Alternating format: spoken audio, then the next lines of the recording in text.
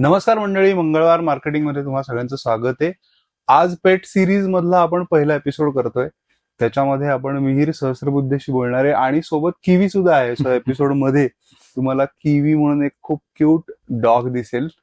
Kiwi, आम्हाला थोडस सांग की पेट ग्रूमिंग इंडस्ट्रीमध्ये नेमकी गॅप कुठे जाणवली आणि जेणेकरून त्यांनी तुझ्या स्टार्टअपची सुरुवात झाली. फनीली इनफ गॅप आपण कशाला म्हणू की दोन दोन कुठल्या तरी इंडस्ट्रीजच्या मध्ये किंवा दोन डिमांड्सच्या मधली जी गॅप आपण शोधतो त्याला. पण ही इंडस्ट्री तेवढी डेव्हलपच झालेली नव्हती जेव्हा मी चालू केला. बरोबर. सो मेट्रो सिटीज मध्ये अर्थात सलॉन्स होते, ग्रूमिंग सलॉन्स होते जे मी लहानपणापासून बघत आलो होतो, पण त्याची हे एवढी नव्हती, एवढ्या प्रमाणात नव्हते. सो मी जिथे राहत होतो कोथरूड भागामध्ये, तिथे तर मी लहानपणापासून कधीच बघितलं नव्हतं. सो कुठेतरी डोक्यात असं होतं की मार्केटमध्ये डिमांड तर असणार आहे, लोकांना अजून एक्सपोजर नाहीये, त्यामुळे लोकांना ते कळायला वेळ लागेल, पण डिमांड नक्की डेव्हलप होईल. आणि माझ्याकडे कुठेतरी स्किल सेट डेव्हलप होत होता एनिवे, की मला सप्लाय पण करता येईल. सो ते कुठेतरी नेहमीच डोक्यात होतं की याच फील्डमध्ये सगळे प्रोफेशन्स एकत्र आणून अंडर वन रूफ असं काहीतरी क्रिएट करायचं. So grooming was one of the services that I was looking at. नवीन पेट पेरेंट्ससाठी तू नेमकं काय सांगशील की ग्रूमिंग विषयी त्यांनी काय लक्षात घेतलं पाहिजे? ग्रूमिंग वरती आपण बोलूच एका मिनिटात की पर्टिक्युलरली ग्रूमिंगच्या रिलेटेड काय लक्षात घेतलं पाहिजे. पण इन जनरल नवीन पेट पेरेंट तू म्हणलास म्हणून मी मेन सगळ्यात महत्वाचा पॉइंट आहे की तुम्ही कुठलाही डॉग ब्रीड असेल, इंडी असेल, कुठलाही चूज करताना, अडॉप्ट करताना, विकत घेताना तुम्हाला त्या ब्रीडची माहिती पाहिजे की त्या ब्रीडचे रिक्वायरमेंट्स काय आहेत, त्याचं बिहेव्हिअरल ट्रेट्स काय आहेत, त्याचे ग्रूमिंग रिक्वायरमेंट्स काय आहेत, पुढे जाऊन त्यांना जेनेटिक किंवा जेनेटिक प्रीडिस्पोजिशन काय आहेत, की कुठल्या कुठल्या प्रकारचे आजार होऊ शकतात. फॉर एक्झाम्पल जर्मन शेपर्ड्स मध्ये हिप डिस्प्लेशिया कॉमन असतो. आता पग्स आणि बिगल्स मध्ये आता हार्टचे प्रॉब्लेम्स खूप दिसायला लागले. सो ह्या गोष्टी तुम्हाला आधीपासून माहिती पाहिजेत, जेणेकरून तुम्ही मेंटली प्रिपेअर होता की जेव्हा तुम्हाला असे प्रॉब्लेम्स माहिती असतात की पुढे जाऊन येऊ शकतात, तेव्हा you can take preventive measures from start, so that you can give that pet a better life. तुम्ही जर का अजाण असाल तुमच्या ब्रीडच्या बाबतीत, तर ते पेटवरती, पेटच्या क्वालिटी ऑफ लाईफवर पण खूप रिफ्लेक्ट होतं. सो आणि ग्रूमिंग संदर्भात म्हणलं तर प्रत्येक ब्रीडची रिक्वायरमेंट वेगळी असते. ऍज अन एक्झाम्पल दोन ब्रीड जर का बद्दल आपण बोललो, एक हस्की असेल, एक शिजू असेल, दोघांचे कोटचे टाईप वेगळे आहेत, दोघांचे ब्रीड हिस्ट्री वेगळी वेगळी आहे, ते वेगळ्या वेगळ्या रिजन्स मधून येतात. सो त्यांच्यासाठी ते वेगळ्या वेगळ्या एन्व्हायरमेंटल कंडिशनसाठी अडॅप्ट झालेले आहेत. आणि ते तुम्ही जर का एकाच सिटीमध्ये तुम्ही त्याची जर का कंपॅरिझन केली तर त्यांचे ब्रीड रिक्वायरमेंट्स आणि त्यांच्या ग्रूमिंग रिक्वायरमेंट्स चेंज होतात. तर त्या सुद्धा पेट पेरेंटला माहिती पाहिजे की जस्ट ॲज अन एक्झाम्पल की किती फ्रिक्वेंटली आंघोळ घातली पाहिजे. हेअर कट करायचा असेल शिजूचा, तर तो आपल्याला मेंटेन करता येईल एवढा शॉर्ट, म्हणजे किती मॅक्झिमम शॉर्ट किती केला पाहिजे. वाढवायची इच्छा असेल जर का तुम्ही इंस्टाग्रामवरचे फोटोज बघून जर का शिजू घेतलात आणि तुम्हाला 2 आठवड्यात कळतं की हे मेंटेन करणं म्हणजे ताप आहे डोक्याला. मोठे केस मेंटेन करणं इज व्हेरी डिफिकल्ट. तुम्हाला डेली ब्रशिंग करायला पाहिजे, अर्धा पाऊंड तास तुम्ही ब्रशिंगला देऊ शकता का, हे सगळे विचार नक्कीच केले पाहिजे. बरोबर. सो बेसिकली एक अभ्यास केला पाहिजे कुठलाही डॉग घेताना. That's the first advice. As a rule म्हणता येईल किंवा असं तू काही एक्झाम्पल्स देऊ शकतोस का की एक बेसिक हायजीन सगळ्या पेट पेरेंट्सनी पाळायला हवं?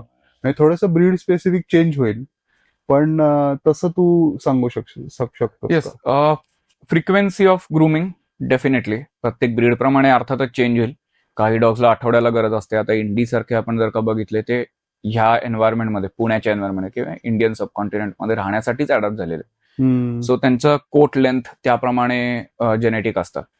सो त्या डॉग्सला तुम्ही 15-20 दिवसातनं कधीतरी एखाद्या महिन्यातनं, पावसाळ्यात असेल एखाद्या महिन्यातनं आंघोळ घातली तरी चालते. पण जे डॉग्स बाहेरनं इकडे अजून एस्टॅब्लिश होत आहेत, हस्की असतील, गोल्डन रिट्रीव्हर असतील, any breed that we talk about, त्यांना त्यांच्या ब्रीड रिक्वायरमेंट प्रमाणे फ्रिक्वेन्सी फिगर आउट करणं खूप इम्पॉर्टंट असतं. त्यांच्या कोटची requirement, again I will repeat this a lot of times, कारण that is one of the very important points, की कोटची रिक्वायरमेंट काय आहे हे तुम्हाला आधीपासून माहिती पाहिजे. त्याचे फायनान्शियल रिस्पॉन्सिबिलिटी घेता येणार आहे का, त्याची लॉजिस्टिकल रिस्पॉन्सिबिलिटी घेता येणार आहे, या सगळ्या गोष्टींचा विचार आधीच करणं इम्पॉर्टंट आहे खूप. अमेझिंग.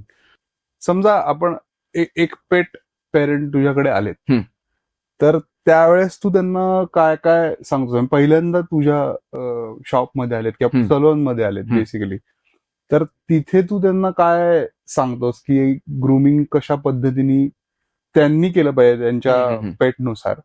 आणि असं काही तू एक 4-5 गोष्टी सांगू शकतोस का की जेणेकरून पेट पेरेंट्सच्या लक्षात येईल की अरे आपण बरेच दिवसात ग्रुमिंग केलेलं नाहीये, राईट तर आपण नक्की केलं पाहिजे? तर त्या सायन्स काय बघता येतील? राईट. सो मी ह्याचं उत्तर थोडंसं उलट्या बाजूने देतो की रेग्युलर ग्रुमिंग असेल, जे आयडियल त्याची फ्रिक्वेन्सी आहे, ते झालं तर तुम्हाला डॉग मध्ये काय फरक दिसतो. ओके. आणि you can of course figure out की ते नसेल तर काय दिसेल. Sure. Right. So first thing for hairy dogs is shading.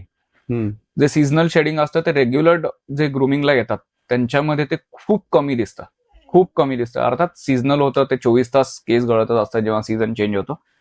So असं नाही म्हणता येणार की ते शेडिंग दिसणारच नाही, पण त्याचा त्रास खूप कमी होतो डॉगला सुद्धा आणि इंटर्न पेट पेरेंटला सुद्धा. शुअर. तो shedding is one thing. Second is smell. काही टिपिकल ब्रीड्स आहेत रिट्रीव्हर सारख्या ज्यांना एक स्वतःचा वेगळा स्मेल असतो. You start smelling that. तुम्ही डॉगच्या जवळ गेल्यानंतर तुम्हाला इमिजिएटली जाणवतो तो. Correct. That is one thing. Second is जर का तुम्हाला डॉगवरती इन्फेक्शन दिसत आहेत, कुठे फंगल इन्फेक्शन्स असतील, कुठे पॅरासाइट इन्फेस्टेशन वाटत आहे, that is one of the signs that you should definitely either take that dog to the veterinary किंवा मग ग्रुमिंगसाठी. बरोबर. Depends on the severity of the condition. पण ह्या सगळ्या गोष्टी ग्रुमिंग मधनं खूप प्रिव्हेंटेबल असतात. कारण first and foremost is grooming is about hygiene. So आपण जेवढं क्लिनिंग, जेवढं मेंटेनन्स जेवढा ठेवतो, तेवढ्या या गोष्टी एनिवे प्रिव्हेंट होतात. दुसरी गोष्ट, जरी या गोष्टी होणार असतील किंवा झालेल्या असतील तरी ग्रुमिंग टेबलवरती ग्रुमर एवढा वेळ डॉग बरोबर खेळत असतो, हाताळत असतो, राईट, की त्या नोटीस करणं फर्स्ट लाईन ऑफ डिफेन्स म्हणतो आम्ही. Grooming as an industry is a first line of defence against anything. So ग्रुमरला त्या गोष्टी इतक्या क्लिअरली आणि इतक्या पटकन कॅच करता येतात. कारण I explain a process a little bit. आंघोळ घालताना कंटिन्युअसली 25 मिनिटं आम्ही कंटिन्युअसली आमचे हात डॉगच्या बॉडीवरनं रब होत असतात, आम्ही हाताळत असतो डॉगला. बरोबर. तेव्हा आम्हाला काही प्रॉब्लेम्स असतील डॉग्सच्या ह्याच्यामध्ये तर जाणवतात. ड्राईंग मध्ये कोट कम्प्लिटली आम्हाला मुळापासून ते केसाच्या टिप पर्यंत ड्राय करावाच लागतं. That is the standard. So blow dryer मारल्यानंतर स्किन पूर्ण एक्सपोज होते. सो आम्हाला डॉगची 100% बॉडी आम्हाला दिसत असते कंटिन्युअसली. राईट. सो एखादा बारीकसा किडा आहे, फ्ली आहे, टिक आहे, किंवा बारीकसा इन्फेक्शन स्पॉट आहे, अवघड जागेत आहे, ते सुद्धा आम्हाला लगेच दिसतं. सो 1-1.5 तास आम्ही डॉग बरोबर कंटिन्युअसली हाताळत असतो आणि डॉग कडेच बघत असतो. सो आम्हाला ह्या गोष्टी नोटीस करणं प्रोफेशनल बाय आम्हाला खूप इझी जातं. So yes, coming back to your question, की प्रॉपरली मेंटेन डॉग मध्ये ह्या गोष्टी प्रिव्हेंट करणं खूप इझी होतं. So if the dog has a lot of skin infection, that means की त्याचं कदाचित काळजी एवढी घेतली गेलेली नाहीये. दॅट मीन्स की ही नीड्स मोर रेग्युलर ग्रूमिंग और may be professional grooming. Right. घरात आंघोळ घालून ड्राय करणं is not capacity wise is not feasible. कारण की हेवीली कोटेड डॉग्स असतात ते ड्राय होत नाहीत पटकन. त्याला प्रोफेशनल सेटअपच लागतो, प्रोफेशनल ड्रायर्सच लागतात. These are one of the like. आणि फ्रिक्वेन्सीच्या बाबतीत काय सांगशील की एस्पेशली सलोन मध्ये येऊन ग्रुमिंग करणं हे किती फ्रिक्वेंटली केलं पाहिजे ideal? So yes, ideal frequency बद्दल बोलायचं झालं तर मी म्हटलं तसं डायनामिक्स आहेत खूप. ब्रीड आहे, कोट लेंथ, डॉगचं बिहेवियर. माझ्याकडे वर्षाचे पॅकेज घेऊन वीकली येणारे डॉग सुद्धा आहेत आणि कधीतरी 2-3 महिन्यांनी एकदा येणारे डॉग सुद्धा आहेत.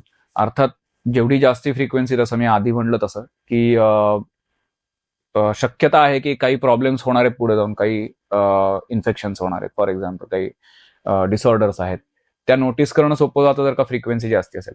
कारण 2 सेशन्सच्या मध्ये जर का काही चेंज झाला असेल तर तो ग्रूमरला पटकन जाणवतो की मागच्या वेळेस आला तेव्हा डॉग छान एकदम कम्फर्टेबल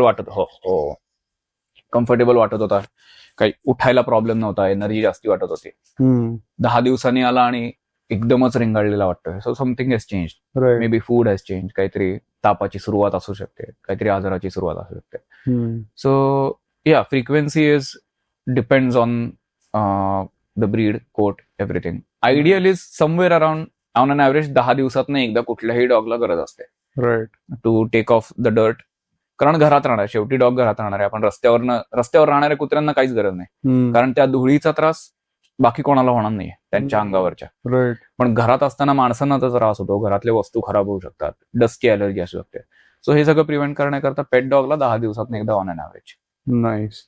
आता तू जे मगाशी म्हणलास ते खूप इंटरेस्टिंग होतं की 2 सेशन मध्ये डॉग मध्ये पण चेंज दिसू शकतो आणि तो तुम्ही पटकन पहिल्यांदा Right. कॅच करता. राईट. तर अशा टॉप 3 थिंग्स किंवा 5 थिंग्स तू सांगू शकतोस का की जे पेट पेरेंट्स डोक्यात ठेवतील की पोस्ट ग्रूमिंग केअर काही असते का?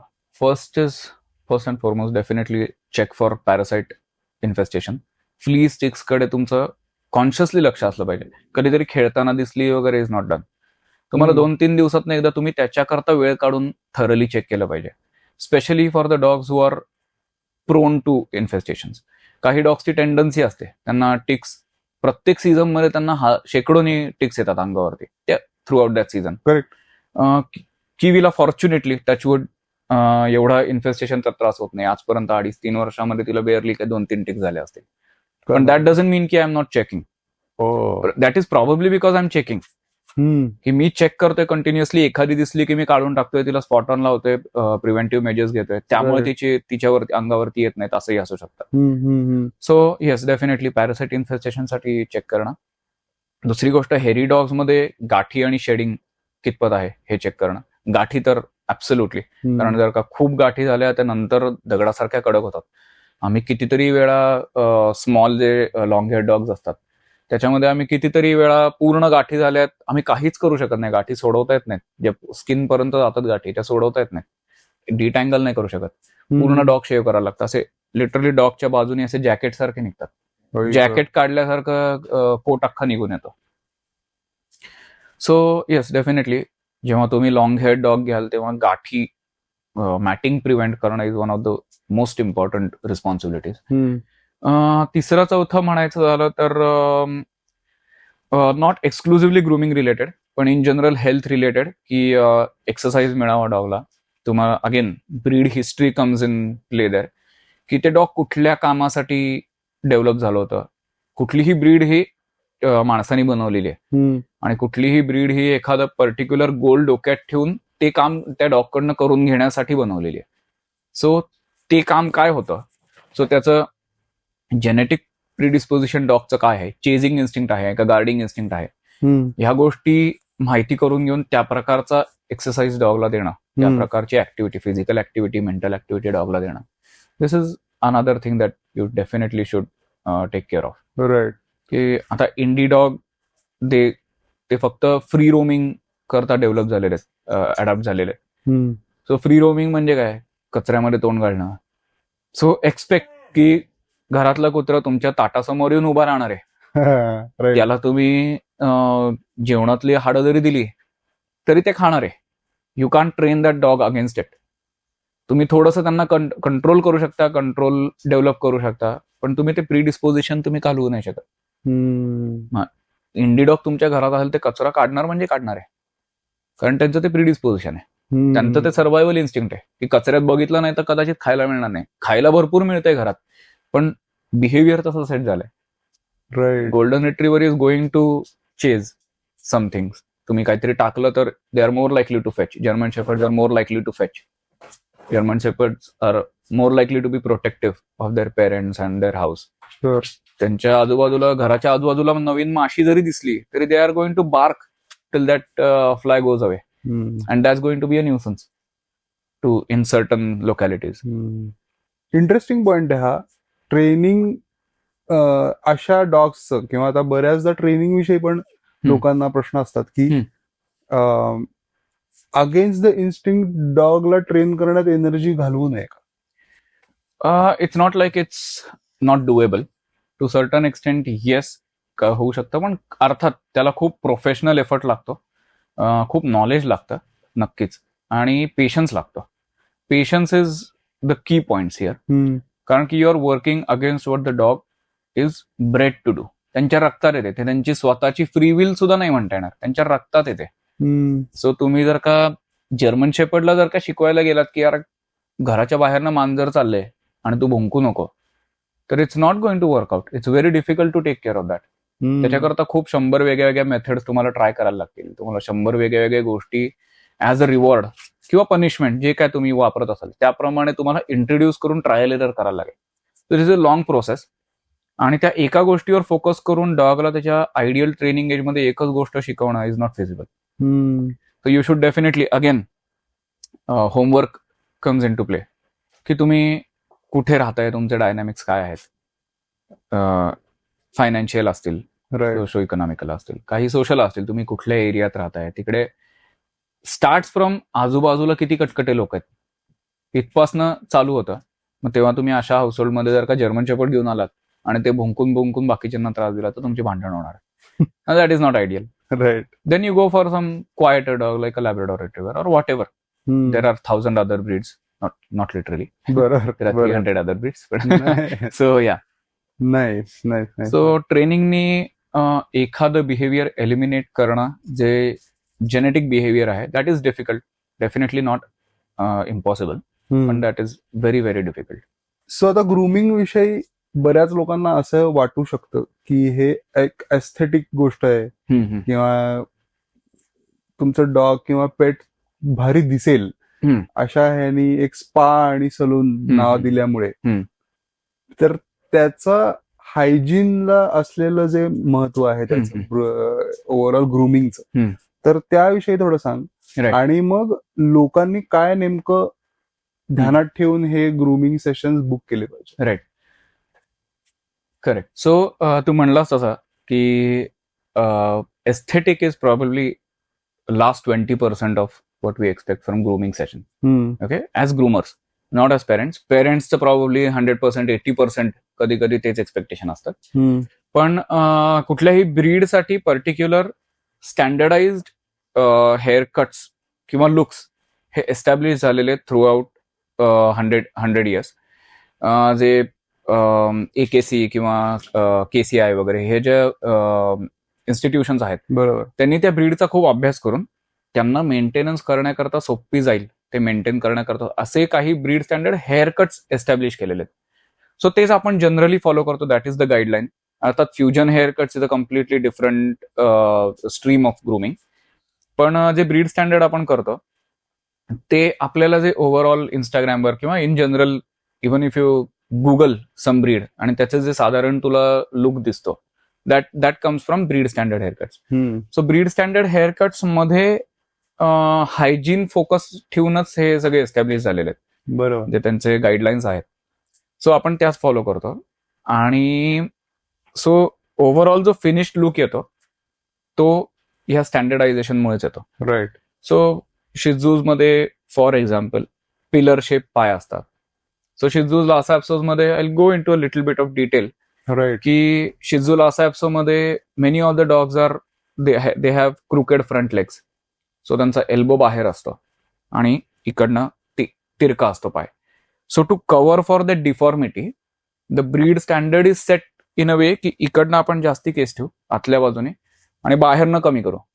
सो इकडनं परत खाली येतात इकडनं, सो दॅट डिफॉर्मिटी जो क्रुकेड पाय झालेला असतो तो सरळ दिसेल केसांच्या माध्यमातून. राईट. सो हे ब्रीड स्टँडर्ड आपण फॉलो करतो. सो क्लायंट जेव्हा ब्रीडचा डॉग घेऊन सलॉन मध्ये येतो त्यांना तेव्हा हे लक्षात घेणं खूप गरजेचं आहे की आमचा पर्स्पेक्टिव्ह वेगळा आहे ऍज अ ग्रूमर आणि त्यांचं एक्सपेक्टेशन वेगळं आहे.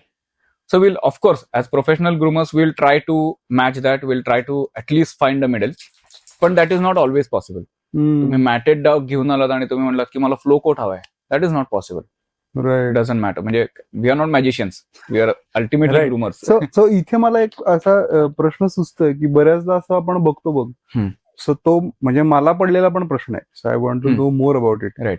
की हस्की किंवा असे जे डॉग्स आहेत की ज्यांना उन्हाळ्यामध्ये गरम होतं, अर्थात ऍज पेट पेरेंट्स किंवा लोक पीपल म्हणून आपल्याला असं वाटू शकतं की ह्याचा पूर्ण जर का कोट काढला, जसं आपण टक्कल करतो उन्हाळ्यामध्ये किंवा बरेच लोक करतात, तर ते सगळा कोट काढल्यामुळे त्याला जरा बरं वाटेल, हा आपल्या पर्स्पेक्टिव्हने आपण करतो. राईट.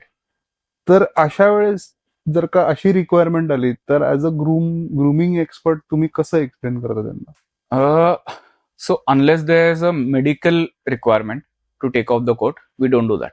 आम्ही ती सर्व्हिस ऑफरच नाही करत, आमच्या रॉस्टरमध्ये सुद्धा नाहीये. आम्ही जर का समोरनं रिक्वायरमेंट आली की डॉगचं शेविंग करायचं, आम्ही नाही म्हणून सांगतो. We don't take that request. So त्याच्यामागे अर्थात सायंटिफिक कारण आहेत की तू असं म्हणलास की उन्हाळ्यात गरम होत असेल म्हणून आपण कपडे काढून बाहेर नाही जात, आपण ऍड करतो लेयर्स. स्किन जळू नये म्हणून आपण लेयर्स ऍड करतो. किंवा आता पुण्यात स्कार्फ घालून बरोबर. मुली फिरतात. देयर इज अ रिझन की उन्हाने चटका बसतो. So if you treat the dog's coat or hair like your clothes, then you immediately make the connection की कुत्र्यांचा कोट किंवा त्यांचे केस हे कपडे आहेत, बेसिकली प्रोटेक्शन आहे निसर्गाने त्यांना दिलेलं. तुम्ही आता उन्हाळ्यात गरम होते म्हणून ते जर का काढून त्यांना उन्हात बसवलं तर they R gonna get sunburns. बरोबर. त्यांना चटके बसणार आहेत, त्यांना आणखी त्रास होणार आहे. अजून एक काम केसांचं असतं ते म्हणजे प्रोटेक्शन. कुठल्याही एन्व्हायरमेंट प्रमाणे त्या एन्व्हायरमेंटला रिक्वायर्ड असलेलं प्रोटेक्शन त्या डॉगला मिळावं. स्किनचं ब्रिदिंग चांगलं व्हावं म्हणून इंडी डॉग्स, आपल्याकडचे डॉग्स हे शॉर्ट कोटेड असतात. बर्फात तुम्ही गेलात तर लो टेम्परेचर्सला फाईट करता यावं म्हणून डेन्स कोट दिसेल. किंवा बर्फात पाण्याचा पण प्रॉब्लेम होतो, बर्फ आहे तिथे पाणी असणारच आहे. सो पाणी अंडरकोट मध्ये जाऊ नये किंवा स्किन पर्यंत पोहोचू नये म्हणून टॉप कोटचं स्ट्रक्चर पण वेगळं असतं. These are double coated dogs जे बर्फामध्ये डेव्हलप झालेत. बरोबर. तो त्यांना खाली हस्की बद्दल बोलतो मी पर्टिक्युलरली, की हस्की सारखे ब्रीड्समध्ये एकावर एक दोन वेगवेगळे कोट असतात. खालचा डेन्स अंडरकोट असतो जो आय एम शुअर तू कधीतरी बघितला असेल, जो असा कापसासारखा बाहेर येतो. दॅट इज द अंडरकोट, जो कापसासारखा असतो. त्याचं स्ट्रक्चर असतं हीट ट्रॅप करायचे. जेव्हा बर्फाच्या स्नोई रिजन्समध्ये ते असतात तेव्हा दॅट इज इन्सुलेशन प्रोटेक्शन. तुम्ही तर का तो एक्सपोज केला तर उन्हाची हीट तो ट्रॅप करणार आहे. सो टेम्परेचर इन्क्रीजिंगली हे होत जातं. बरोबर. रेग्युलेशन त्यांचं नीट होणार नाही. सो तुम्ही टॉपकोट शेव करू शकत नाही. टॉपकोटचं अजून एक काम असतं, लांब केस असतात, एकमेकावर लेअर्ड असतात, त्याच्यामुळे डस्ट, पाणी, बाहेर न येणारे पाणी हे अंडरकोट पर्यंत पोहोचू नये, हे टॉपकोटचं काम आहे. एकदा ते डस्ट आणि पाणी अंडरकोट पर्यंत पोहोचलं की ते बाहेर नाही पडणार परत, कारण त्या अंडरकोटचं काम आहे धरून ठेवणं. जे काय असेल, हीट असेल, पाणी असेल, जे काय असेल बाय नेचर. सो तुम्ही टॉपकोट काढू नाही शकत. सो टॉपकोट काढू नाही शकत म्हणजे तुम्ही शेविंगच नाही करू शकत. ऑल इन ऑल तुम्ही जर का, आणि वन मोर थिंग इज की डॉग्सची स्किन ही ह्युमन्सच्या कम्पॅरिझन मध्ये खूप जास्त सेन्सिटिव्ह असते. सो म्हणजे आपल्याला स्किनचे 8 लेअर असतात, त्यांचे 3च असतात. So they need even more protection. That's why naturally they have more hair. So त्यांना प्रोटेक्ट करण्याकरता केसांची गरज असते. So shaving is a big no. सलॉनमध्ये मी रिक्वेस्ट घेतच नाही unless it's a medical requirement, clinical requirement. पूर्ण अंगावरती इन्फेक्शनच झालंय, औषध स्किन पर्यंत पोहोचत नाही, then in that case you might need to do it. Right. बऱ्याचदा पॉ हेल्थ विषयी पण इग्नोरन्स दिसतो का, की पॉ क्लीन नसतात बऱ्याच डॉग्सचे, तर ते किती महत्वाचं आहे हेल्थच्या दृष्टीने? राईट. नक्कीच आहे, कारण की मोस्टली इन्फेक्शन्स तिथून आणि शेपटीपासून चालू होतात, most of the infections. So पॉ ओला राहतो बाहेरनं, पावसात फिरून आल्यानंतर कंटाळा केला की पुसलं नाही किंवा क्लीन केली नाही माती आतली किंवा जी काय घाण असेल ती क्लीन केली नाही, तर इन्फेक्शन्सचं ब्रीडिंग ग्राउंड बनतं. इट्स नॉट लाईक की एकदा कंटाळा केला म्हणून लगेच चालू होणार आहे, पण it stacks up. So paw health नक्कीच as important any other body part health. So again as a groomer I will always want to talk about long head dogs, कारण त्यांना ग्रूमिंगची जास्ती गरज असते. सो गोल्डन रिट्रीवर्स असतील, even German shepherds असतील, त्यांना पॉ मध्ये खूप केस असतात, पुंजके बाहेर येतात, त्याच्यामध्ये पॅरासाइट इन्फेस्टेशन खूप इझिली होऊ शकतं. जमिनीवरनं चालताना पटकन एखादी पिसू चढली, it's very easy for that flea to find its way on to the body. Right. So पॉपॅड्सच्या आतमध्ये 2 डिजिट्सच्या मध्ये टिक्स होणं, पॉपॅड्सच्या खाली गाठी होणं, त्याच्यामध्ये इन्फेक्शन्स होणं, मग डॉग्स ते चाटत बसतात आणि मग ते इन्फेक्शन झाल्यामुळे ते इन्फ्लमेशन होतं, काहीतरी दुखणं चालू होतं, खाजणं चालू होतं, खाजणं दुखणं या गोष्टी चालू झाल्या की हात लावू देत नाहीत. मग तो प्रॉब्लेम टॅकल करणं अजून अवघड होत जातं. That becomes a repetitive behaviour. आणि मग डॉग्सला टेंडन्सी क्रिएट होते की पायाला हात लावलं की चावायचं किंवा नाही लावून द्यायचा, वळवळ करायची, ग्राउल करायचं, रिॲक्ट करायचं, या गोष्टी चालू होतात. So it's a vicious cycle. एकदा ते झालं की dog won't let you do it. Because he won't let you do it, it's even more easy for the infestation to go higher. नाही, आता एखाद्या डॉगची टेम्परामेंट तो आल्या आल्या तुम्हाला लक्षात येत असेल, तर त्या केसमध्ये जे अग्रेसिव्ह डॉग्स आहेत किंवा थोडेसे डिस्ट्रॅक्टेड डॉग्स आहेत, तर असे जेव्हा तुझ्याकडे ग्रुमिंगला येतात त्यावेळेस तुझा आणि तुझ्या टीमचा ओव्हरऑल अप्रोच कसा असतो? बिकॉज अल्टिमेटली ते आता बरेच डॉग्स तुम्हाला पुढच्या पॉजला हात नाही लावू देत. राईट. त्यांना ते जमत नाही. राईट. तर अशा बऱ्याच गोष्टी असतात.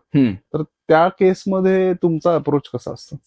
सो फर्स्ट थिंग इज, आम्ही नेहमी क्लायंटला विचारतो करू देतो का नाही. जे डॉग साधारण 1-2 वर्षाच्या पुढे वयाचे असतात त्यांच्या क्लायंटचा साधारण अंदाज असतो की हा बाबा हे कानाला हात लावलेला आवडत नाही, पायाला हात लावलेला आवडत नाही. सो वी आर, तसं आम्हाला थोडं थेरॉटिकल ऑलरेडी प्रिपरेशन असतं. पण रिगार्डलेस ऑफ दॅट माझा स्वतःचा एक काही अप्रोच करायची एक मेथड आहे जी एवढ्या वर्षाच्या ट्रेनिंग नंतर आणि एक्सपोजर नंतर आपण सेटल झाली आहे.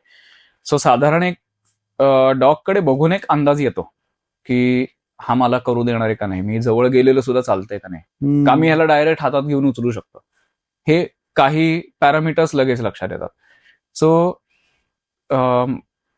more often than not we see dogs that are scared of the procedure, more than reactive, more than चिडचिड, more than aggressive. घाबरणारे डॉग जास्त येतात. सो त्यांना थोडंसं शांत करून त्यांच्या कलानी घेऊन थोडंसं लाड करत करत करणं वर्क्स. पण जेव्हा अग्रेसिव्ह डॉग्स येतात तेव्हा आमच्या पॉलिसीमध्ये म्हणजे आम्ही एक रिलीज फॉर्म साईन करून देतो. नवीन क्लायंट आला की 1 वर्षाकरता तो व्हॅलिड असतो, where you sign after reading everything. त्याच्यामध्ये आम्ही क्लिअरली मेन्शन केलेलं आहे, जर का अशी कुठली सिच्युएशन आली जिथे आमच्या परसेप्शनने आम्हाला वाटायला लागलं की it's either harmful and dangerous for the groomer or the dog, तर आम्ही सर्व्हिस आहे त्या सिच्युएशनमध्ये स्टॉप करतो. मग डॉग ओला असू दे, अर्धवट नेल क्लिपिंग झालेला असू दे, अर्धवट हेअरकट झालेला असू दे, if the dog is stressing out आम्ही सर्व्हिस स्टॉप करू. बरोबर. Completely at our discretion. Small breed जे येतात त्याच्यामध्ये खूप वेळा तू म्हणलं असं दिसतं की पायांना हात लावलेला अजिबात आवडत नाही. इन दॅट केस आम्हाला पॉच्या आतले केस ट्रिम करून देत नाहीयेत किंवा नेल क्लिपिंग करून देत नाहीयेत. आम्ही थोडंसं पुश करायला ट्राय करू, कारण after all we are committing to that service as a hygiene and maintenance approach. पण बियॉन्ड अ सर्टन पॉइंट आम्ही ते कंटिन्यू नाही करू शकत, कारण that is either harmful for the dogs, dangerous for the dogs or for us. ते आम्हाला bite करू शकतात किंवा त्यांना काहीतरी होऊ शकतं, वेडेवाकडे वळवळ केली, लचकला काहीतरी, 2 दिवस लंगडला, तर it's not good. Of course we want to avoid that. So असं किती वेळा झालं असेल किंवा असं मे बी आपण असं म्हणू की डिफिकल्ट डॉग हँडल केलेस तू, अशा काही केस स्टडीज आहेत ना? नक्की आहेत. इनफॅक्ट 2 डॉग्स मी परत सुद्धा पाठवले. याची सर्व्हिस नाही करता येणार, that dog is not going to let me touch.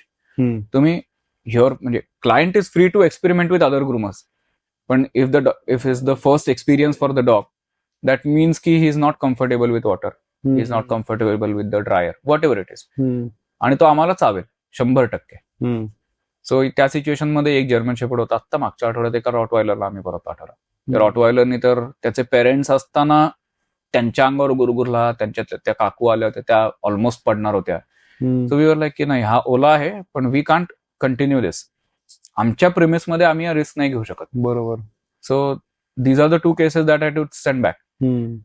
खूप स्मॉल ब्रीड्स मध्ये आम्ही कितीतरी वेळा असं केलेलं आहे आजपर्यंत की मल्टिपल सेशन्स मध्ये एकच सर्व्हिस करायची. And the dog is very reactive at the end of it. Patience संपतो डॉगचा. फॉर एक्झाम्पल खूप गाठी असतील, काढून काढून काढून स्किनला इरिटेशन होतं, चिमटे बसल्यासारखं होतं, ओढली जाते स्किन. बरोबर. सो ते पुढच्या वेळेला कंटिन्यू करायचं. असं खूप वेळा केलेलं आहे आम्ही. सो ती एकच सर्व्हिस मल्टिपल अपॉइंटमेंट्स मध्ये कम्प्लीट होते. सो या दीज आर द प्रोसिजर्स. पण absolute no is when somebody is at risk. बरोबर. आता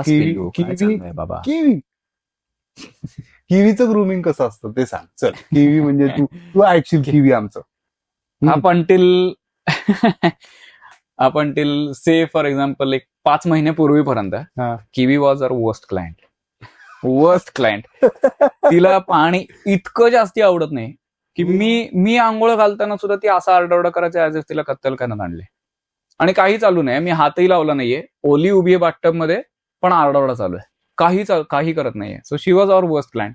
पण अपार्ट फ्रॉम ब्लो ड्राईंग आणि ऍक्च्युअल पाण्याचं काम, she is very good on the table. ती हातात असा पाय देऊन मस्त नख करून घेईल, इयर क्लिनिंग करून घेईल. पण so far are worst. Best. आता ती खूप, आता एवढ्या फ्रिक्वेंट, एवढ्या रेग्युलर एक्सपोजरमुळे आता she has calm down a lot. 2.5 वर्ष लागली तिला. None of the dog has taken 2.5 years to calm down. तिला बराच वेळ लागला. पण आता ती मला ब्लो ड्राईंग करून देते व्यवस्थित सगळी प्रोसेस. आता ती एन्जॉय करायला लागली procedure. She is happy on the table ना. टचवूड. अजून 2 सर्व्हिसेस बद्दल मला तुझ्याकडनं जाणून घ्यायचं. एक तर आहे पाळणाघर, आणि दुसरं ग्रूमिंग अकॅडमी. येस. तर आपण त्या कुठलाही you choose anything, right. But पाळणाघराविषयी मे बी आपण बोलू. डे केअर जे टेक्निकली ज्याला आपण लिटरल सेन्स मध्ये डे केअर तसं तुझ्याकडे आहे. हो हो. तर ते ओव्हरऑल त्याचं फंक्शनिंग कसं आहे, ते कोणासाठी आहे, आणि तिथे डॉग पाठवायच्या आधी काय काय चेक केलं जातं. Right. So day care as a concept माझ्या डोक्यात आली जेव्हा माझा एक कझिन आहे, तो युएसए ला राहतो. त्याच्या डॉगला मी ऑनलाईन ट्रेनिंग करत होतो. लॉकडाऊन मध्ये त्यांच्याकडे सुद्धा ट्रेनर्स येणं पॉसिबल नव्हतं, आणि मी इंडियामध्ये ऑलरेडी करत होतो. सो आम्ही ऑनलाईन प्रोग्राम केला. तेव्हा गप्पांमध्ये त्यांनी मला सांगितलं की मोजो नाव आहे त्याच्या डॉगचं, मोजोचं डे केअर आहे तिकडे. तो एव्हरी ऑल्टरनेट डे 4 तास खेळायला जातो, आणि he is happy, he is waiting for the van to come and pick him up.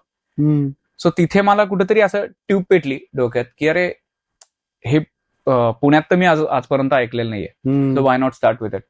Fortunately त्याच्यानंतर काही वर्षांनी अशी वेळ आली, ग्रूमिंग सलॉन चालू केलं. ही मोठी जागा आम्हाला मिळाली जिथे आम्हाला पॉसिबल होतं हे सगळं करणं. सो तिथे जागा मिळाल्यावर आम्ही डे केअरचा विचार चालू केला. So day care is particularly सगळ्यात मेन फोकल पॉइंट डे केअरचा आहे की ज्या लोकांना थोड्या वेळाकरता डॉगची काळजी घ्यायला कोणतरी हवंय. राईट. की जेवायला जायचंय नातेवाईकांबरोबर, 4-5 तासाचा प्रोग्राम आहे, पण डॉगला एकटं घरी सोडू शकत नाही, घेऊनही जाऊ शकत नाही. सो अशा वेळेस साठी डे केअर ऍक्च्युअली ची कॉन्सेप्ट आम्ही डेव्हलप केली. पण that has also developed in to socialization program for dogs. So Kiwi तिथे असतेच. Kiwi knows how to interact with other dogs, how to keep them in control or avoid interaction at all. अशा dogs करता आता ते develop आम्ही करतोय, किंवा अशा पद्धतीने प्रमोट करतोय की तुमच्या डॉगला जर का सोशलायझेशनची सवय नाही, डॉग्सची म्हणा किंवा आवाजांची, सरफेसेसची असेल, नवीन माणसांची सवय नाहीये, सेपरेशन अँझायटी असेल, अशा डॉग्स करता थोडासा training program, we don't call it training program but somewhere that is the idea, की ट्रेनिंग प्रोग्राम त्यांना डिसेन्सिटायझेशन व्हावं म्हणून सुद्धा तुम्ही डे केअरला सोडू शकता. आता आमच्याकडे खूप रेग्युलरली एक गोल्डन रिट्रीव्हर येतो, तो फक्त किवी बरोबर खेळण्याकरता ते त्याला सोडतात, कारण he is so happy and tired after he goes back, की the parents are also happy की आमचा कुत्रा छान खेळून येतोय, दमून येतोय आणि एव्हरीथिंग इज गोइंग गुड. तर ते माझ्याकडे रेग्युलरली तो डॉग येतो. आता किवीचं आणि त्याचं जमल्यामुळे ते दोघं सुद्धा बाकीच्या डॉग्सला खूप छान हँडल करतात, नवीन डॉगला. सो अशी ती एक काइंड ऑफ इकोसिस्टम हळूहळू डेव्हलप होत चालली. ती मस्त असेल ना रे process to observe Kiwi take care of certain things. म्हणजे absolutely that is something I like. मला माझ्या हातात असताना मी ग्रूमिंग वगैरे सगळं सोडून मी तिथेच बसून बघितलं असतं. I have been doing that since I was a kid. असं म्हणता येईल की कुठेतरी हे सगळं प्रोफेशन ऑलरेडी होतं लहानपणापासून. आणि it started just like you sed, की इतकं छान वाटतं मला पर्सनली, ते इतकं थेरप्युटिक वाटतं की डॉग टू डॉग इंटरॅक्शन बघत बसायचं फक्त, कसं दुसऱ्या डॉगला हँडल करतायत, कसं अवॉइड करतायत, काय इंडिकेशन्स असतात, बॉडी लँग्वेज काय असते, हे बघत बघतच मोठा झालोय मी. सो कारण की ऑब्व्हियसली तू किवीला तर काही शिकवणार नाहीस की आता हे डे केअर आहे तर इतर डॉग्स येतील. राईट. बेसिक आपण सांगू शकतो फार तर, पण सो तिचा तो इन्स्टिंक्टनी ती चांगलं हे करते. राईट. मार्क करते की कुठला डॉग कसा आहे साधारण. अगदी. तिचं नॅव्हिगेशन त्या बाबतीत खूप छान आहे. तिला शी हॅज प्रेफरन्सेस. किवीचे तिला तिच्यापेक्षा छोटे डॉग्स तिला भयंकर आवडतात. पण ऑफकोर्स ऍज अ सेड की एक गोल्डन रिट्रीव्हर रेग्युलरली येतो, त्याला भेटायच्या आधी she was kind of scared of golden retrievers, पण त्याच्यानंतर she has like opened up to golden retrievers as well as a friend. Interesting. So yeah she has a very good instinct. आता ह्याच्या ग्रुमिंगची academy ही पण तू सुरू केलेली आहे. Right. तर ती त्याविषयी ऍक्च्युली आता रिसेंटलीच चालू केली मी. खूप वर्ष ते डोक्यात होतं, पण I wasn't feeling prepared. I didn't fill up until this point की मी शिकवू शकतो किंवा मी शिकवलं पाहिजे. मला स्वतःला तेवढं येतं की मी शिकवू शकेन, पास ऑन करेल. सो आता मी तो इंटरनॅशनल इन्स्ट्रक्टरचा कोर्स करून आलो आणि now I have started with the academy, I have started with the students as well. So idea ही आहे की आत्ता जे हाय क्वालिटी, आपण just for the sake of it, for the lack of words will call it high quality education, जे या फील्डमध्ये आत्ता इंडियात अवेलेबल आहे, that is somewhat unapproachable for a lot of economical background. So ती gap मला eliminate करायचं डोक्यात आहे की अफोर्डेबल ह्याच्यामध्ये. तरी मी खूप खाली नाही जाऊ शकत अनफॉर्च्युनेटली. ज्या मोठ्या अकॅडमीज आहेत आत्ता एक्झिस्टिंग, ज्या इंटरनॅशनल लेवलच्या अकॅडमीज आहेत, जे इंटरनॅशनल ग्रुमर्स बनून तिथनं बाहेर पडतात, त्या लेवलचं नॉलेज, त्या लेवलचं एज्युकेशन डोमेस्टिक लेवलवर अवेलेबल करून द्यायचं, हा एक गोल होता अकॅडमी चालू करायच्या मागचा. आणि साधारण आता समजा कोर्सचं स्ट्रक्चर पाहिलं तर ते तू एक त्याचं जिस्ट काय देऊ शकतोस? तो कोर्स कोण कोण करू शकतो? त्याला काय प्री क्वालिफिकेशन आहे और त्याचे काही नियम काही आहेत? Anybody is, as long as they are passionate about. First is they shouldn't be scared of dogs. That is the first elimination point. Of course, म्हणजे सो एज्युकेशनल तू म्हणशील तर तसा क्रायटेरिया काहीच नाहीये. Yes, passion is definitely there, कारण you need to understand how to be calm around an अँशियस dog. That is also body language that you need to learn. So त्या एखादा खूप भयंकर चिडका माणूस असेल किंवा कोणीही असेल चिडका, तर त्याला ही गोष्ट ट्रेन करायला खूप वेळ जाईल. So they will find it difficult to do the grooming job. So you might need to rethink that profession, right? So requirements are very subjective, की तुम्हाला काय करायचंय, तुमची इच्छा काय आहे, डॉग्स, तुमचं गोल काय आहे. कमर्शियल सेटअप करायचं आहे, you don't even need to learn grooming, you just need to learn how to manage groomers, right? So grooming इंडस्ट्रीमध्ये क्रायटेरिया सच काही नाहीये शिकण्याकरता. This is a certification course. There is no formal education available, right? जगात कुठेच नाहीये. So all you can do is certification course आणि तुम्ही चालू करू शकता. सो माझ्या अकॅडमीमध्ये मी जे 3 लेवल्स इंट्रोड्यूस केलेत, बेसिक, इंटरमिडिएट आणि ऍडव्हान्स. सो बेसिकमध्ये you can start off with your own dog or start with home house visit service, पण त्याच्यामध्ये हेअरकट्स वगैरे कव्हर करत नाही, कारण त्याचे शॉर्टर कोर्स. ज्याच्यामध्ये basic course is for those people who are trying to figure out whether they can do this as a profession. Intermediate course is the next level, ज्याच्यामध्ये एखाद्याला माहिती आहे की मला ह्याच प्रोफेशन मध्ये करायचंय, किंवा मला कॉन्फिडन्स आहे की मी शिकलो तर ह्या प्रोफेशन मध्ये मी चांगलं करू शकेन. So I need to learn a lot more than basic course. So intermediate कोर्समध्ये when we teach the students, त्यांना मी अशा पद्धतीने तयार करून बाहेर काढायचा प्रयत्न करतो की ते स्वतःचं सलॉन चालू करून व्यवस्थित रन करू शकतील. And they are following standards, good standards, ज्या दृष्टीने मी चालू केलं त्या अराउंड विथ एम्पथी, पॅशन, ह्या गोष्टी मेन कोरला असतील अशा पद्धतीने. Advance courses for those who have already done intermediate course, आणि त्याच्यामध्ये त्यांना लक्षात आलं की मला एखाद्या पर्टिक्युलर सेक्टरमध्ये स्पेशलायझेशन करायचं आहे, एखाद्या ब्रीडमध्ये स्पेशलायझेशन करायचं आहे, किंवा एखाद्या हेअरकटमध्ये स्पेशलायझेशन करायचं, that is add on. So intermediate course is required for advance, आणि त्या स्टुडंटच्या प्रोग्रेस प्रमाणे we design the advance course for that student. So that is not on the roster.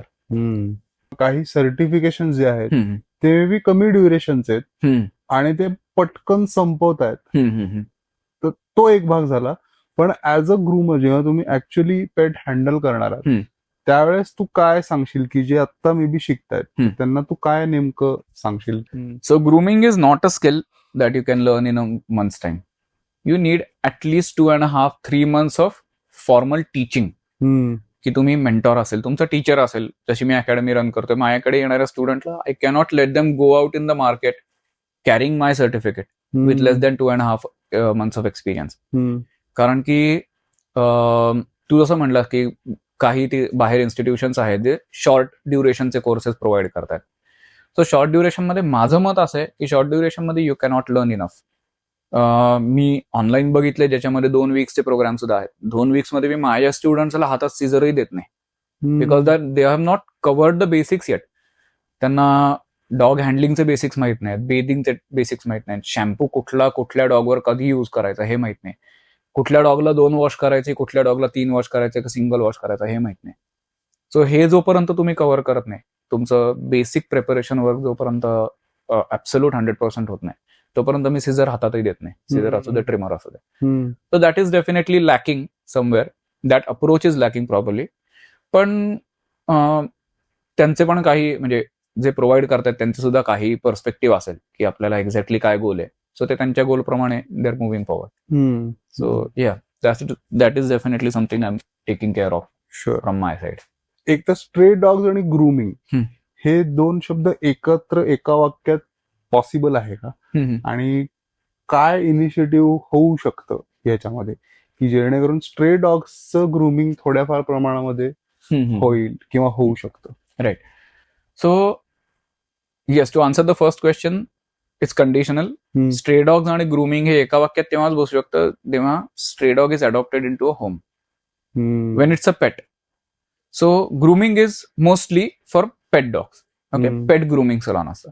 So मी जसं आपण काही वेळापूर्वी कव्हर केलं की जेव्हा इंडी डॉग किंवा स्ट्रे डॉग आपण ज्याला म्हणतो गावठी कुत्रा, तो जेव्हा घरामध्ये येतो तेव्हा तो त्याच्याबरोबर जी धूळ माती सगळं घेऊन येणार आहे, ते जर का घरात माणसांना चालणार नसेल, then grooming comes in to play. So त्याचं hygiene becomes a necessity for the humans. It's not necessary for the dog itself, कारण दे हॅव अडॉप्टेड. त्यांनी त्या एन्व्हायरमेंटमध्ये राहून तेवढेच काय 5 किलो धूळ बरोबर घेऊन फिरायचं ह्याच्याकरताच ते अडॉप्ट झालेले आहेत.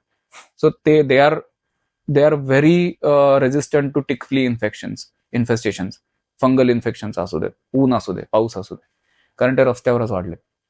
सो येस, एका वाक्यात तेव्हा येईल जेव्हा it's a pet dog. Stray dog becomes a pet dog, तेव्हा ग्रूमिंग रिक्वायरमेंट आहे. पण म्हणजे खूप काही आता ऍक्टिव्हिस्ट ज्याला आपण म्हणतो, काही लोक ते स्ट्रे डॉगच्या मागे मेडिसिन्स वगैरे खूप घेऊन जातात.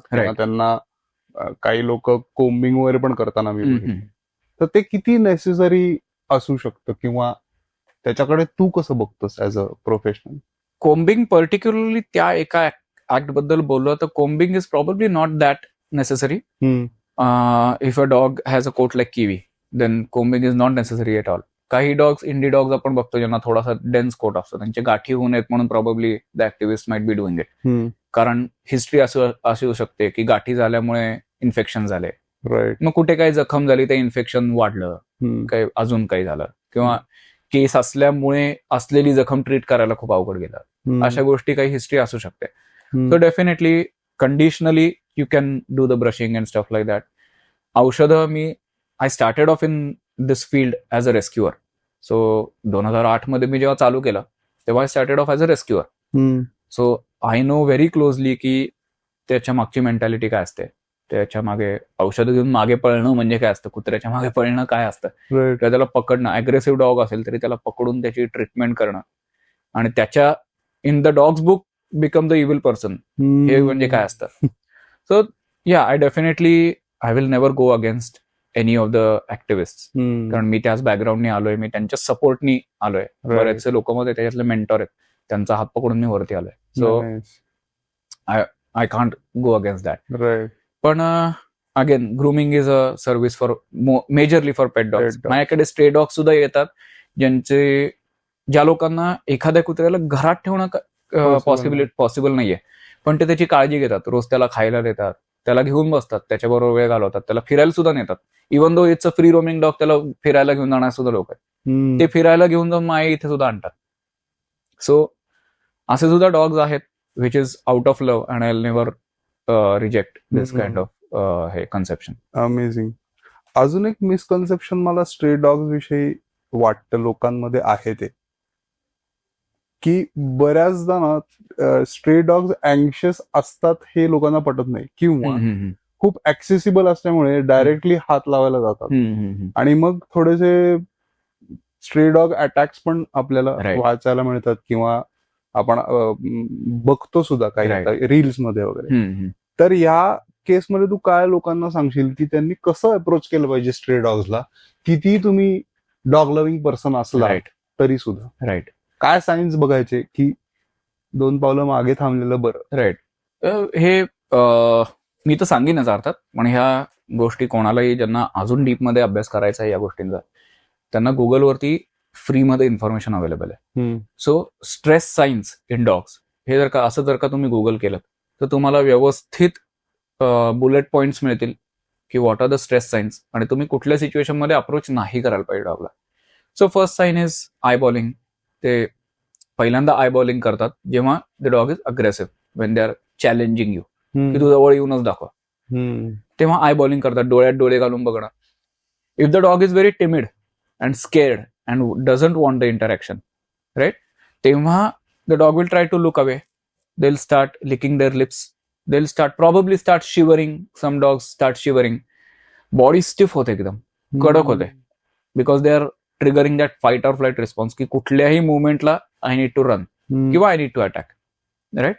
सो त्याच्याकरता बॉडी प्रिपेअर व्हायला लागते, स्टिफ होते बॉडी, शेपूट 2 पायाच्या मध्ये जाते घाबरलेल्या डॉग्सची.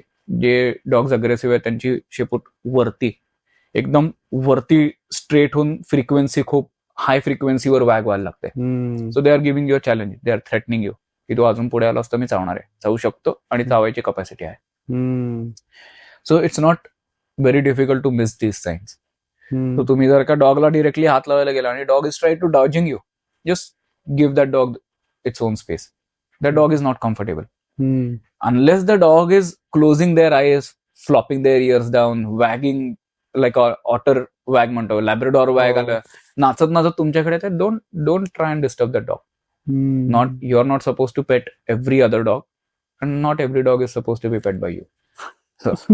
Simple as that. नाही मस्त आहे. येस. सो आता ब्युटी इन द बीस्ट साठी काय प्लॅन्स आहेत, आणि why would you appeal people to come and visit your place? Very tricky question actually. I never thought of it in a promotional kind of way. पण yes, definitely माझं जे गोल आहे beauty in the beast चालू करायच्या मागचं, की because I had exposure to many different field in the pet field. Training असेल, मी वेटरनरीकडे बरंच काम केलेलं आहे, 1-1.5 वर्ष मी वेटरनरी सेटअपमध्ये वेगळे सेक्टर्स एक्सप्लोअर केले. वेटरनरी टेक्निशियन म्हणून मुंबईमध्ये काम केलं, डॉग ट्रेनर म्हणून 2014 पासून मी शिकतोय आणि काम करतोय, 2017 पासून ग्रूमिंग करतोय, रेस्क्यू करतोय. सो हा सगळा जो क्युम्युलेटिव्ह एक्सपिरियन्स मला मिळाला, त्याचा पेट पेरेंट्सला, बाकीच्या प्रोफेशनल्सला आणि इन जनरल कम्युनिटीला उपयोग व्हावा म्हणून हे वाढवायची इच्छा आहे. So eventually probably I think about franchises, जिथे माझ्या सिस्टीम्स ज्या मी सेट केल्या त्या सिस्टीम्स रेप्लिकेट करता येतील आणि सेम क्वालिटी रिपीटेडली डिलिव्हर करता येईल. सो विजन हीच आहे, expansion is the vision right now, पण not without losing the personal touch. So possibility is की I might let go of franchise opportunities because I figure out की मला तिथे personally नाही काम करता येणार किंवा तो पर्सनल टच मला नाही ठेवता येणार, then I reject this thing. बरोबर. सो पॉइंट इज टू हा जो एक्सपिरियन्स माझ्याकडे फॉर्च्युनेटली मला घेता आला तो सगळा रेप्लिकेट करायचा आहे, अजून लोक बनवायचे आहेत, एम्प्लॉयमेंट त्या बाजूबाजूने एम्प्लॉयमेंट पण बऱ्यापैकी क्रिएट करायचे. राईट. सो असे मल्टिपल हे आहेत फोकल पॉइंट्स. कारण ग्रूमिंग एक स्किल झालं, आवड झाली, पॅशन झाली, राईट, ते तुम्हाला चांगलं येते, पण you are handling dogs very well, every client is happy असं जरी आपण म्हणू. पण when it comes to running a business, त्यांना तू काय सांगशील? या so first thing that I figured out, जेव्हा मी not when I started grooming, कारण तेव्हा मला ऑलरेडी ट्रेनिंग ॲज अ प्रोफेशनलचा थोडा एक्सपिरियन्स होता. Right. So when I started training back in 2014, तेव्हा first thing I figured out, not the first thing but the most important thing I figured out was की समोरच्यानी bargain केलं म्हणून स्वतःचे prices कमी करायचे means you're devaluating yourself. Means that you are not confident in your own skill आणि तुम्ही inflated cost सांगताय, right? So for example, you call me as your dog's trainer आणि मी तुला X amount सांगितले आणि you find it exorbitant. तुम्हाला म्हटलंस की नाही अरे दुसरीकडे मला कमीत मिळते, and I adjust to that. मी तुला जर का म्हटलं की ठीक आहे मी तुला त्याच कॉस्टमध्ये करून देतो, then you will automatically feel की अरे ऍक्च्युली ह्याची कॉस्ट हीच आहे पण हा इन्फ्लेट करून सांगतोय. Then you lose confidence in the professional. So one very first thing is no discounts. You decide, तुम्ही बाउंड्रीज सेट करा तुमच्या ऍज अ प्रोफेशनल, की कोणाला कुठल्या कंडिशनमध्ये तुम्ही डिस्काउंट आणि किती देणार. हे तुमचे बाउंड्रीज जेव्हा सेट असतील तेव्हा तुमचा कॉन्फिडन्स दिसतो. कॉन्फिडन्समुळे येणारे लोक are much more valuable than डिस्काउंट्समुळे येणारे लोक. Right. So that is the first lesson I learn. आणि हे शिकेपर्यंत मी खूप लॉस सहन केला. त्या पॉइंट पर्यंत मला असं वाटलं की this is not a lucrative business, how are other people doing it. मग मला रिअलाइज व्हायला लागलं की they are not negotiating. That is one thing. Second thing is की जसं मी म्हणलं की तुमच्या सर्व्हिस रिलेटेड बाउंड्रीज सेट करा. मी कुठली गोष्ट करणार नाही म्हणजे नाही. तुम्ही समोर उभं राहिलात, म्हणलात तुम्ही डॉग रिॲक्टिव्ह आहे तर तुम्ही मारा त्याला, मी नाही करणार. वी गेट क्लायंट्स लाईक दिस की दोन ठेवून द्या, ऐकेल. म्हणजे मी नाही, तुमचं ऐकेल, माझं नाही ऐकणार, कारण मी करणारच नाही. माझं नाही ऐकलं तरी चालेल त्यांनी, ॲज लॉंग एज तुमचं घरी ऐकतोय ना, that's good enough for me. मला इथे गरज नाहीये की मी तुमच्या डॉगला मारून गप्प बसवीन आणि मी त्याकडनं काम करून घेईन. Grooming is one tiny part of the dogs life. त्याच्याकरता जर का मी तो एक्सपिरियन्स त्याला खराब करणार असेल, त्याच्याकरता पाण्याशीच त्याचं नातं बिघडवणार असेल, इन जनरल हँडलिंगशीच नातं बिघडवणार असेल कुत्र्यांचं, तर मला नाही करायचंय. So these are the boundaries that you definitely need to set. Third thing is की रेकॉर्ड मेंटेन करा. Record, quantifiable record, not in terms की आज एवढे ग्रूमिंग झाला, आज एवढे पैसे झाला. हा खूप बेसिक हिशोब आहे. हा पॉकेट मनीचा हिशोब ठेवल्यावर का नाही ठेवता येणार तुम्हाला. तुम्हाला क्वांटिफिकेशन एवढ्या मायन्यूट डिटेल पर्यंत करायला पाहिजे की माझा मिनिटाचा खर्च किती आहे आणि माझा मिनिटाचं इन्कम किती आहे, त्याच्यातली गॅप मी कशी भरून काढायची. राईट. मग इन टर्म्स मला प्रॉफिट किती होतोय, लॉस किती होतोय, राईट. ह्या गोष्टी. शॅम्पू मला एका डॉगला किती लागतोय, एका गॅलनमध्ये किती शॅम्पू येतो, मग तसे मला गॅलन किती महिन्यात संपतो, किती दिवसात संपतो, व्हॉट एव्हर दॅट इज. मग त्याचं कॉस्टिंग काय आलं, what does that reflect in to मला प्रत्येक अपॉइंटमेंटला किती रुपयाचा शॅम्पू वापरला होता. That applies to electricity, that applies to equipment, that applies to तुम्ही जे काय तुमच्याकडे स्टाफ असेल, राईट, सगळंच. या सगळ्याचे तुम्हाला मिनिट कॅल्क्युलेशन झाले पाहिजे. तेव्हा तुम्हाला कळेल की तुमच्या बिझनेसची सिच्युएशन काय आहे, तुम्हाला स्केल कसा करायचा आहे, स्केल करायचा आहे का नाही. इथपासनं तुम्हाला जर का एक हेअर कट करायला तुम्ही एक्स अमाऊंट चार्ज करताय आणि तुम्ही त्याला 4 तास लावताय, that means that amount is divided by 4 for every hour. मग तुमचा अर्ली इन्कम खाली येऊ शकतं, वर जाऊ शकतं, whatever you are charging. तर तुमचा ऍव्हरेज अपॉइंटमेंटचं कॉस्ट किती येते, इन्कम तुम्हाला पर अपॉइंटमेंट किती येत आहे ऑन अन ऍव्हरेज, तेच तुमच्या तासाच्या इन्कम बरोबर मॅच होत आहे का.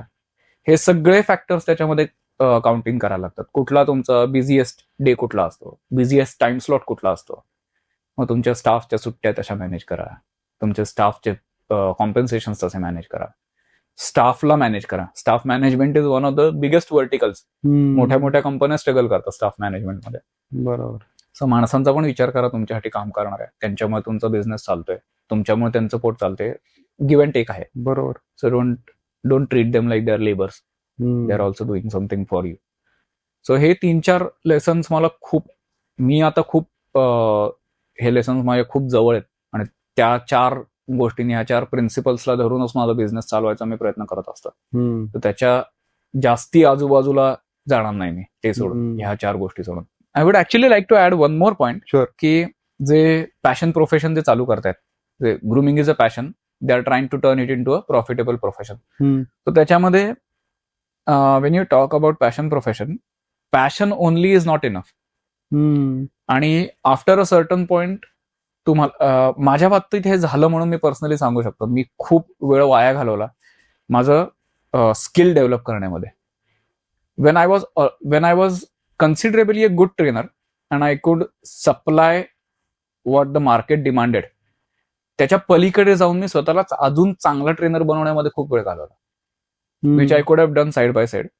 आणि मी माझ्या बिझनेस ऍस्पेक्टवरती काहीच फोकस नाही केला. सो जेव्हा तुम्हाला तुमच्या पॅशनचं प्रोफेशन बनवायचं आहे, तेव्हा you need to be professional about it. तेव्हा तुम्हाला बिझनेस ऍस्पेक्ट त्याचा, बिझनेस इज नॉन निगोशिएबल. तुम्हाला अकाउंट्स जमलंच पाहिजे, तुम्हाला ह्युमन रिसोर्स मॅनेजमेंट जमलीच पाहिजे. जेव्हा तुम्ही प्रोप्रायटर आहात किंवा आता मी LLP मध्ये आय एम द पार्टनर, तेव्हा तुम्हाला स्टाफ मॅनेज कसा करायचा, किंवा हे मायन्यूट खर्च जे आपण ऑलरेडी बोललो ते कुठनं उगवतात आणि ते कुठे रुजतात, करेक्ट. ह्या गोष्टीकडे तुमचं लक्ष पाहिजेच. मग ऑटोमॅटिकली तुम्हाला पॅशनकडे वेळ देणं कमी होतं. So you need to be prepared for that, की तुम्हाला फक्त, it's not a cute profession. तुम्ही फक्त ग्रुमिंगच करत राहाल आणि तुम्हाला पैसे बनत राहतील, नॉट पॉसिबल. कारण प्रत्येक माणसाची दिवसातनं एक्स अमाऊंट ऑफ ग्रुमिंग करायची कपॅसिटी असते. माझी 3 आहे, 4 आहे. मी 4च ग्रुमिंग करत बसलो तर I will never make money. I want to make business out of it. I need to hire staff, I need to train them, आणि त्याच्यामध्ये मला ग्रुमिंग मधनं वेळ काढून द्यायला लागणार आहे. So this is also one thing that aspiring groomers ज्यांना आता पुढे जाऊन प्लॅन्स आहेत त्यांनी लक्षात ठेवणं अगदीच गरजेचं आहे. Great, great. Mihir, thanks a lot. Thank you. आणि I should thank Kiwi as वेल.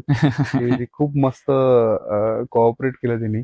फक्त जाता आता ऑब्व्हियसली आपण सगळे डिस्क्रिप्शन मध्ये डिटेल्स शेअर करूच. राईट. इंस्टाग्राम हँडल असेल, गुगल मॅपचं लोकेशन असेल, वेबसाईट असेल, कॉन्टॅक्ट नंबर फॉर अपॉइंटमेंट्स वगैरे.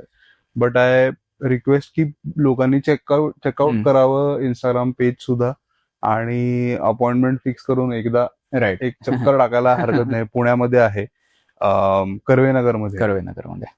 जाता आता फक्त एक छोटा प्रश्न आहे. We can edit this out if you are not okay with this. Dogs were able to speak, तर त्यांनी ग्रूमिंग सेशन नंतर तुला काय म्हणले असते? ऐका, खूप ट्रिकी प्रश्न आहे. I assume not very good things. कारण majority of the dogs, as I said throughout our conversation, गप्पांमध्ये, की majority of the dogs are scared of the procedure. पाणी आवडतच नाही. खूप कमी डॉग्स आहेत ज्यांना नॅचरलीच पाणी आवडतं. जर्मन शेपर्ड सारखे डॉग अजिबात पाणी आवडत नाही. They will avoid water contact at all cost. Blow dryer is a very unnatural sound, very unnatural feel, ते आवडत नाही. Nail clipping is again sometimes it can hurt. जास्ती क्विक जर का झालं, रक्त आलं, दुखलं, ह्या गोष्टी is not a very enjoyable experience from the dog's point of view. Of course we try to make it so. From repetition regularly येणारे dogs start finding it very pleasurable. पण if they could speak, assuming it's a first time grooming experience, मला कदाचित शिव्या ऐकायला मिळाल्या असत्या. So yeah, I think dogs are not made for grooming as a procedure, but they definitely need it. Amazing. On this note, let us have a end of this episode. Yes. आणि kiwi खूप शांत बसलेली आहे. So I thank Kiwi as well. Thank you, Kiwi, for not being the difficult. No, she was adorable. Thank you, Mihir. Yes, thank you so much. Kiwi. Thank you very much.